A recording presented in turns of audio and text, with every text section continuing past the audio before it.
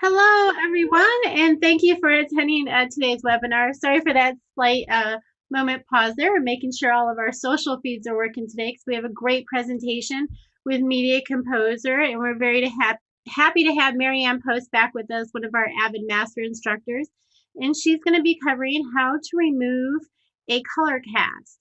So we'll quickly do the housekeeping items. As most of you know, we're going to be recording this session to post back on avid.com later. You can ask questions at any time, so feel free to go ahead and enter those either in social or in the questions feed if you're watching us on Zoom, and we'll be happy to get those answered for you. You can also raise your hand if you're in Zoom, and we'll get that taken care of for you as well. So go ahead, fill in where you're calling in from or watching us from on social. It looks like we get people in from, we got someone from the UK, Ireland, very nice, New York, LA, awesome. So we're so happy to have you with us.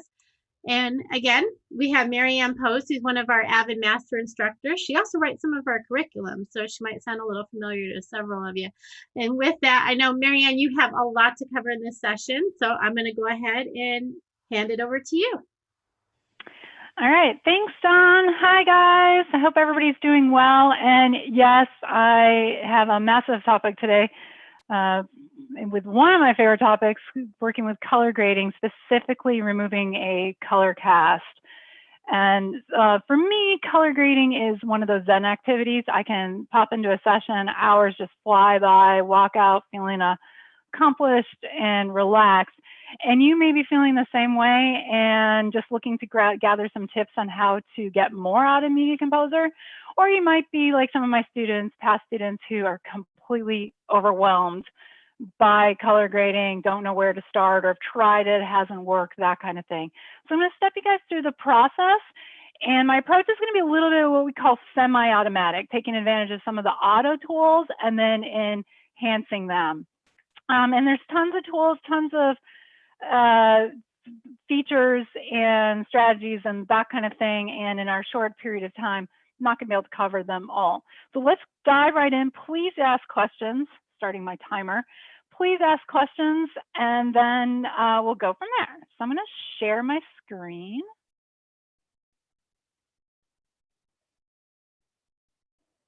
And I'm not going to need a lot of sound today, because we're going to focus on color. And I'm going to, oh, Media Composer quit out on me. Excellent, good start.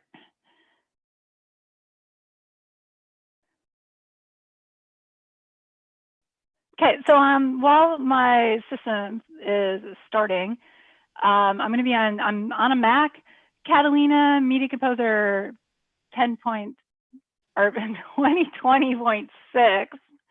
Nothing like having a little bit of a delay here to mess up my train of thought. And I have the Symphony option, but I'm going to be focusing on the Media Composer tools. So maybe in a future session, we can do more with a Symphony option. So everything I show today, you'll be able to do on your system without having to have the Symphony option. Okay, here's my project all set up, and hopefully it takes me to right where I left off, which it probably did with some project settings. Okay, so our client today is for a future tech company called Incubate. And we're going to be doing a color grading of it. So kind of give you a feel where the color is, which is all over the place. I'm going to go ahead and play this ad. This is footage from our partner Edit Stack, and we use this actually in the 200 level Media Composer classes, and then we use some rock climbing footage at the 100 level, just to kind of give you guys some perspective there. So I'm going to pop into full screen mode, Shift Command F, Shift Control F on Windows, and let's just play this back a second. I'm not going to worry about audio. So we have like kind of a sunset shot, guy running through the desert, looks like he's on his way to a dystopian film festival. Oh God, maybe these ladies are gonna either maybe help him, maybe kill him, maybe talk tech, this Incubate product. I'm not sure. I just made that up. But you can see the color is everywhere. All right. So that's what we're going to be working with. And I'm going to pop into the color correction workspace. And hopefully you guys can see my cursor with the magenta circle around it to help you navigate. And when I pop into color correction workspace, we've got, let me get it back to the default. I had it at the default before this crashed on me.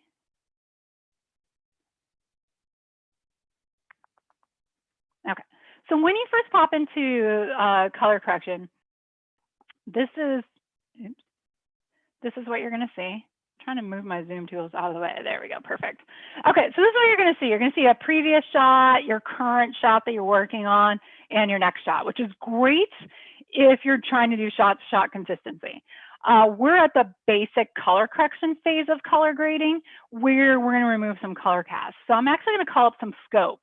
Now, ideally, you'd be working in a workspace where you have an external monitor that's properly calibrated and external scopes. Today, our scopes are going to be my laptop. So we're going to take all this with a little bit of grain of salt, but the workflows, the tips, and everything I point out, completely valid. So I'm going to go to the clip name menu on the right monitor here, and I'm going to call up Y waveform. That's going to show us our contrast, the luminance, so it's the balance from dark to light.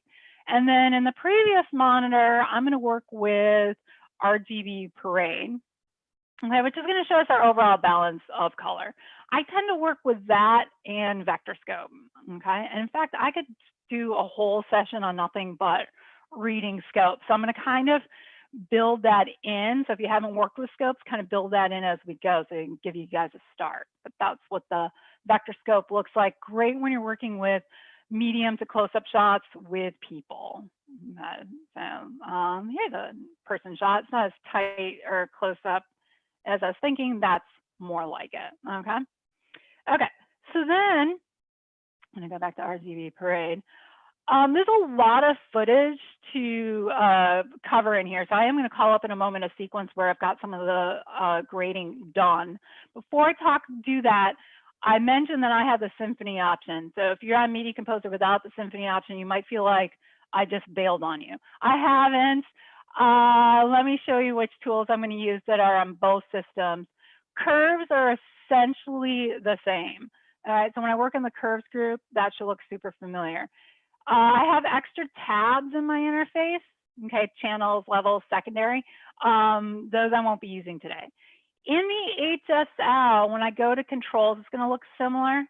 But when I go to hue offset, I have 4 wheels instead of 3. So if you're on Media Composer, you're only going to have 3 wheels, not this 4th wheel. And in fact, to give you guys a little bit more grounded and a little bit more perspective, I'm going to hop back into Edit workspace and double click a image so we can take a look at the 2 differences. Okay, so the top part of this image has HSL and curves. That's Media Composer, where if you go to the hue offsets button, you have your 3 wheels, and then you have some Luma adjustments here on the right with the gain, gamma, and setup. On the Symphony option, where this wheel is, or these controls, they're actually on the controls tab. So that's really the only difference for what I'm using is where these sliders are located. They're going to be located in a slightly different location. Okay, so hopefully that helps you. Okay, so as I mentioned, we can't color grade this whole thing, so I got it started. So I have a sequence here called V2CC for the corrective phase of color correction. And I'm going to pop back into color correction mode here. And so let's just take a look at a couple before and afters. So this shot before was kind of flat, and now it has a little bit better contrast and that kind of thing. Same with this one. A lot of these, they might have had like a blue tint or yellow tint, and then were boosted and that kind of thing. So you kind of see the before and afters here just a little bit. That was in a different group. Curves. There we go. That was super flat, and now it's better. Okay, so here's our first shot that we're going to work with. Actually, that's my second shot I want to work with. It just appears earlier. My first shot I want to work with is a shot with a person. A lot of times with a people shot, I will work in the HSL group, which is based on hue, saturation, and levels. So you can work with them separately. And so for the first part of it, I'm going to kind of use these autocorrect tools, which come in Media Composer and with the Symphony option. And let's do a little bit of an analysis. So if you notice the color cast, to me this looks pretty yellow, but you're not sure what your color cast is, you can find out by doing a quick sample. So I'm just going to click on this color swatch on the right here, and it's going to open up the info window as well. So you can see that's kind of on the left side of my screen, and it's going to give us the RGB information. So it's basically telling me, yep, look at how low blue is. It says 69 there. That means we're pretty yellow. So if your blues are really low, the opposite, its complement, yellow, is higher. So if if I had a pink cast, it means my greens are going to be pretty low. And if I have kind of a cyan cast, then my reds are going to be low. So, okay, so that's verifying that. All right. So in my workflow, I always start with brightness and contrast first. Whether I tend to do it manually, but we're doing semi-manual today. But regardless, get the brightness and contrast and then the color, okay? So down in my middle tool set, hopefully you guys can see this okay, there's several buttons. And 3 of them actually deal with contrast. The darks, both darks and lights, and the lights. So I'm gonna just do auto contrast. And we're gonna see in my waveform monitor, which from bottom to top is brightness. So darkest region at the bottom, brightest region at the top, okay? And the brightest part of this image is shown right here, which is actually kind of the specular highlight coming off of his shoulder, his arm, okay? So there you go, quick, down and dirty, how to read a waveform monitor, okay? So when I go to controls, this one, and click this, you can see that my gain was adjusted, and that's shown in a little bit of green, and setup. So these are on-off switches. Okay, so if I turn off setup, can't really see it much in the image because the contrast is pretty good, but you can definitely see it in my waveform monitor is coming up and down. So that's been adjusted. Now with any of the auto tool set, it only does gain and setup. It does not do everything in between. So I'm gonna grab my gamma slider and play around with that. Okay, and I'm realizing I put all this together without a light shining on my face. So things are looking a little different here. So you can see I can go really dark or a lot lighter with a gamma. So it's kind of everything in between the darks and the lights. Okay, so more importantly, this color cast. So we have in hue offsets, okay, we have an auto balance. You can do auto contrast and then auto balance. Just see, maybe it's going to solve it. And whoa, it's pretty blue. Well, that's because we're also in a warm desert. Media Composer doesn't know that. So what Media Composer does is tries to look for what's supposed to be a black point and what's supposed to be a white point and corrects from there. So that's why this did not go so great. But no worries, we have Command Z, Control Z on Windows, so I'm just gonna undo that. And below my color wheels, and I'm gonna focus on the left 3 so I don't leave anybody out, we have a eyedropper for the darkest regions of the image, shadows, for the middle region, and then the highlights, okay? So I did contrast first, and now I'm doing color. And generally I go darks, whites, and then maybe mids, but for mids to work, you kind of need a gray, like literally 50% grayish in there for that to work. So it's gonna be do my darks because this guy, conveniently, as he was on his dressing up for this convention, put a black covering on his head. All right, so I'm going to grab the eyedropper and then I'm going to sample. And what that did is started balancing out the dark, so the bottom part of the RGB parade. And because it's yellow, the target, which was in the center, moved towards blue. Okay, it's an additive color space, so it adds the opposite color. So then if I need to back this off at all, a lot of times it overdoes it, then you can just grab this and kind of balance it out, okay? Okay, now, normally if I have like something that's supposed to be white, now I don't want to grab the watermark because that's a graphic, so that's not going to help. I would kind of grab the white on this can. It's a little dark, it's more in the mid-tones, okay? So, but if I had something that was supposed to be white, I'd sample that. My guess is, because I went towards blue in the darks, I'm going to go towards blue in the lights to start balancing that out a bit, okay? And from a sampling standpoint, I can grab this eyedropper and sample the kind of the gray, more gray white on this can, okay? All right, so here's what we have so far. Really yellow, less yellow, okay? And then we can just keep going with it to kind of balance it out. So we've got a good start here, okay? And there you go, semi-automatic.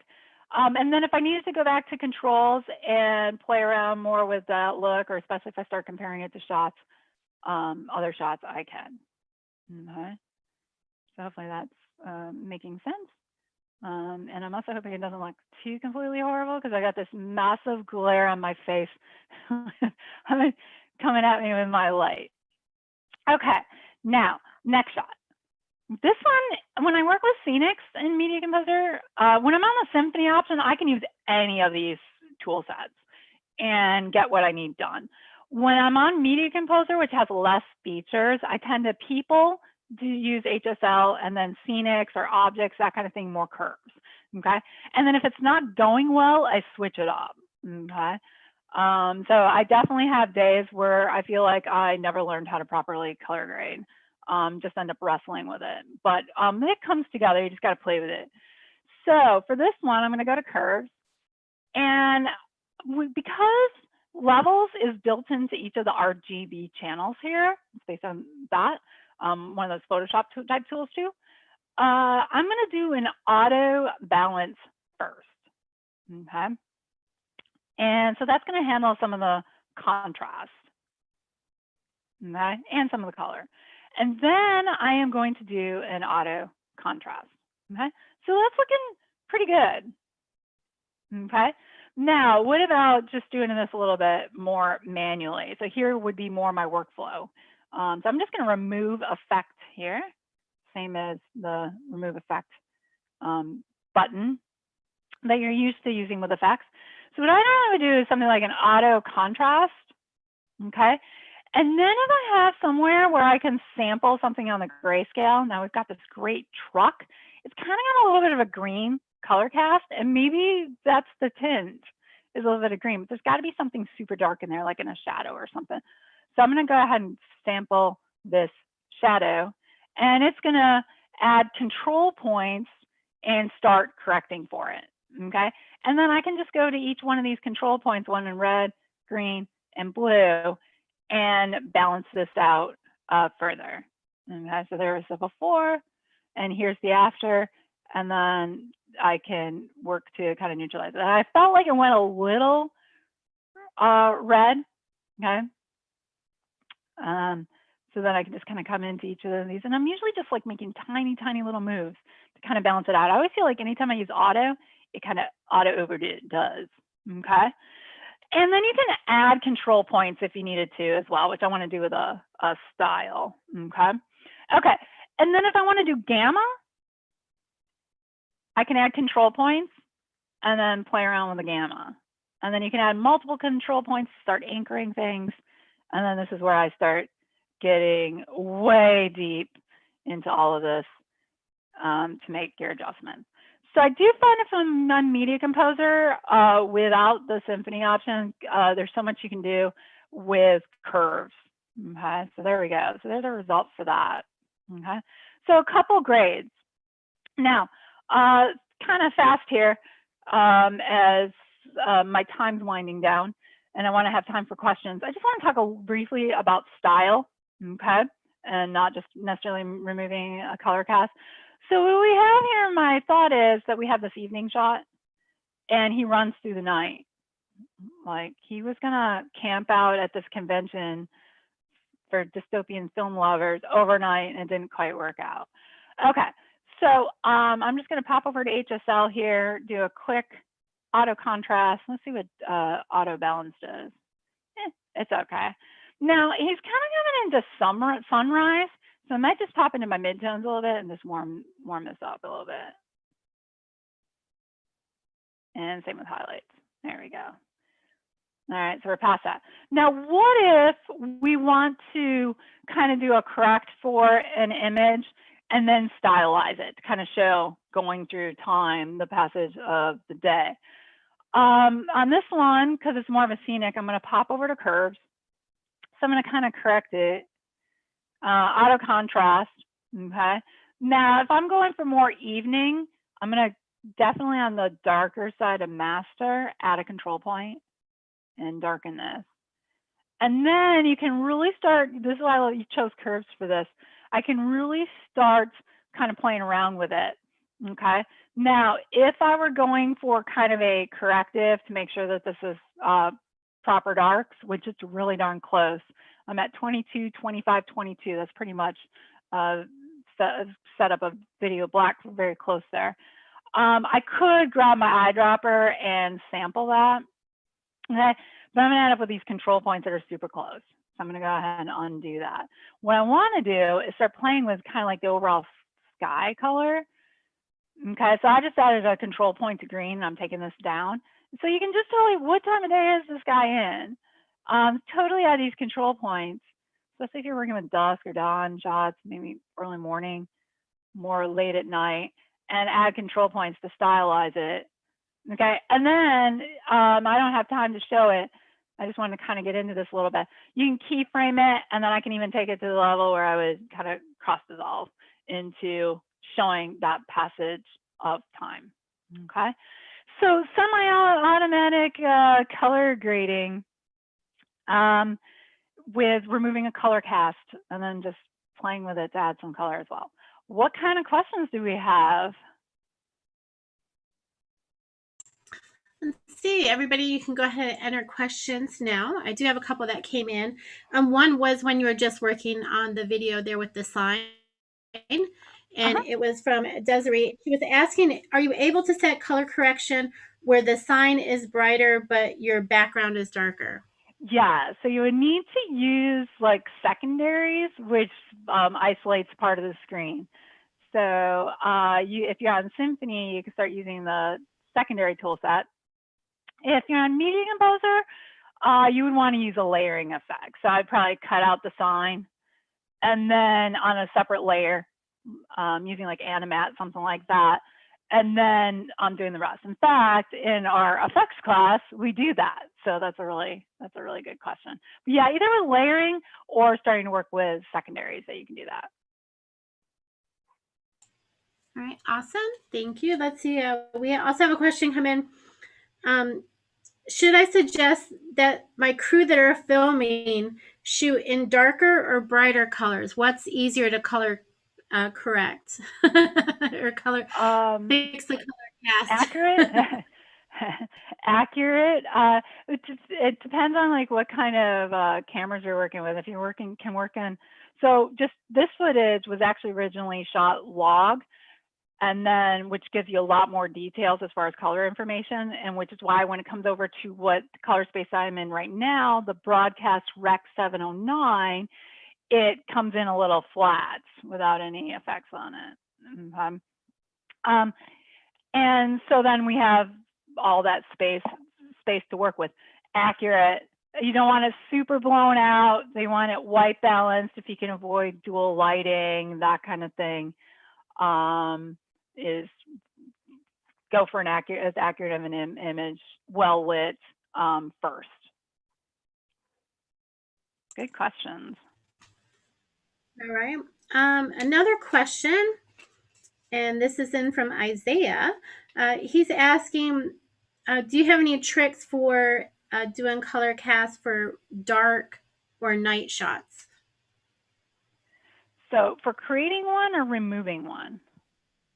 Removing, sorry. Yeah, so night shots can be, with night shots, what I really like to be able to work with then, that's when HSL comes in handy. because you can get into controls. And then when you're in your controls, Media Composer, you just have master level where it's affecting a larger portion of the signal. When you work in the symphony option, you can get into your shadows to really start playing around with those levels. And then as far as a color cast removal, a lot of times it's going to be kind of blue at the cooler time of day. So you might be warming that up a little bit, or if you're trying to compensate for that, cooling it off depending on what mood you're trying to make. And then if you've got like dual lighting situation where you've got something that someone is super bright and then you've got the nighttime outside, I'm thinking outside, you may need to tap into some secondaries or play around with some mats like animat and shapes and that kind of thing. So hopefully that helps. But, oh, and if you're on Media Composer only, getting into the darkest part of the region, adding control points. So when we add 2 control points, those anchor everything in between. So this is when I'm not on the symphony option. I use curves a lot because then, especially if it's a dark shot and you're trying to pull out a little bit of detail, I will use that as well. And then when you're trying to play around with the color side of it too, like if you're trying to compensate for maybe it's a little too blue or something like that, adding control points in the different regions, the darker regions, the lights, and that kind of thing can be super helpful as well. All right, awesome. Okay, we have one more question that's come in, so I think we'll be perfect for our timing. Okay, from Sharpcut on YouTube is asking, what other differences are there between the standard Media Composer and the Symphony color correction? So maybe you can touch on that before we go. Yes, absolutely. Okay, so I kind of started touching on it. You have so much flexibility. So to make it Media Composer-like, I set up my system to be on a color correction effect. So every time I made a correction, and if I just do something random here, color correction effect appears on the timeline, which without the Symphony option would happen. By default, you're going to come into Symphony and you're going to be on HSL on a source segment. So, and then you have HSL with tons of controls. So it's not just a gain, gamma, and setup for your overall image. You can do all of that for your highlights, your mids, and your shadows. So way more deep. Plus, you can influence how that all works. So there's a ton on the HSL space, which I find a little bit limiting when I'm just on Media Composer. And I can work on the source side and then have a second correction without having to add additional effects or layer or get creative. Program side, where I basically start off with a fresh effect. So you've got that layering. There's channels manipulation, which I've had clients and students rock this. I'm terrible at it. If you're at blending colors via numbers and creative and me never mesh. So, but you've got that for channel blending. I can manipulate it, but I usually need a recipe. And then you have levels. If you're used to working in Photoshop, levels, I love levels from that standpoint. So you have a whole nother tool set there. Curves is pretty much the same. And then secondaries, I can do spot correction. So I can sample the screen and then just the sky and try to manipulate that. Or if you're trying to just manipulate some skin tone that's slightly off or a product object that's slightly off, you can take advantage of the secondary. So there's a wider array of tool sets as far as color goes. So much flexibility, so much possibility. And you get totally lost in it, which is fun. Awesome. All right. Well, I've not seen any questions come in, so let me go ahead and pop up our next sessions that we have for next week so everybody can go ahead and quickly take a look at those as well. As usual, Marianne, awesome presentation. It was really fun. Even with the hiccup there, it was still great. So you learned quite a bit during that session, so loved it. Again, the videos will be posted back to avid.com, online learning webinars, and also drop us a line at liveonlinelearning@avid.com. Let us know what you would like to see some of our master instructors to show. If there's a little trick or something you'd like to learn, drop us a line. We'll see if we can get it posted for everyone. So with that, I'll let everyone get back on with their day, and thank you for attending. And Marianne, again, thank you so much. I always enjoy your sessions. Thanks, everybody. Have a good one. Have a great day.